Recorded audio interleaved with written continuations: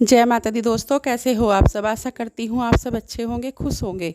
तो दोस्तों आज मैं आपको बताऊंगी, अगर आप माता काली या अन्य देवी देवताओं की सवारी अपने शरीर पर बुलाना चाहते हैं तो 3 चीज़ चढ़ाना शुरू कर दो। एक ही दिन में आपको माता काली या अन्य देवी देवताओं की सवारी मिल जाएगी। तो दोस्तों कभी कभी ऐसा होता है कि हम पूजा पाठ करते हैं सवारी आने के लिए, कि हमारे शरीर पर सवारी आए, क्योंकि माता काली के बहुत सारे ऐसे भक्त हैं जो चाहते हैं कि हमारे शरीर पर माता काली की सवारी आए और हम जो है दूसरों का भला करें, रोगियों को ठीक करें। तो इससे क्या होता है कि कभी कभी सवारी तो आती है पर सत्य वचन के साथ नहीं आती, झूठा वचन कर जाती है। आती भी है तो रुक रुक कर आती है, जरा हमारा सा शरीर हिलता है और फिर चली जाती है। सवारी कई तरह की होती है। देखो सवारी जो है देवी देवता की भी होती है, भगवान की भी होती है, भूत प्रेत पिशाच की भी होती है, पर हमें पता ही नहीं चलता कि सवारी किसकी आई है। कभी कभी ऐसा होता है कि हमारे परिवार वाले, घर वाले या रिश्तेदार या कोई भी और बाहर के हमारे पास आए हैं अपने घर की समस्याओं को लेकर, कि हमें कुछ बताओ, हमारे घर में ये दिक्कतें चल रही हैं, हम ऐसा क्या करें। तो क्या होता है कि वो झूठे वचन कर जाती है, भारी आपको उल्टा पड़ जाता है। वो उनके घर का या आपके घर का कुछ भी ठीक नहीं होता और उल्टा जो है दिक्कतें बढ़ जाती है। तो इससे भी हमें सावधान रहना चाहिए। तो जो मैं आज आपको बताऊंगी 3 चीज़ें, अगर आप वो रूटीन से करोगे तो आपको माता काली की सवारी आएगी।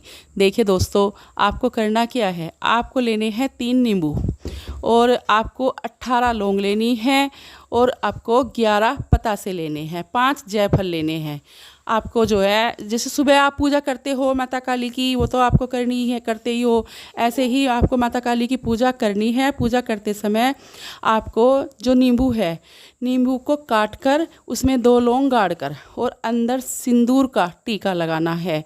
ये जो है जैसे आप कपूर पे ये मतलब, या फिर जैसा वो होता है मतलब उपले की अंगारी बनाकर उस पर तैयार करोगे आग को, उस पर ज़रा सा नींबू का रस छिड़कना है। और ये जो है जो आपने जो लौंग लगाई है, इसके अंदर नींबू के टीका लगाया है सिंदूर का, ये उसी पर चढ़ाना है। फिर आपको माता को जायफल और पतासे का भोग लगाना है, लौंग का भोग लगाना है।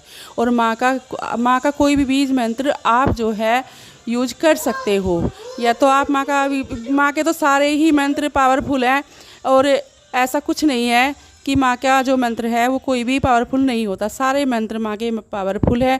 या फिर आपका के जो गुरु होंगे उनका दिया कोई मंत्र होगा, आप उसे भी इस्तेमाल कर सकते हैं।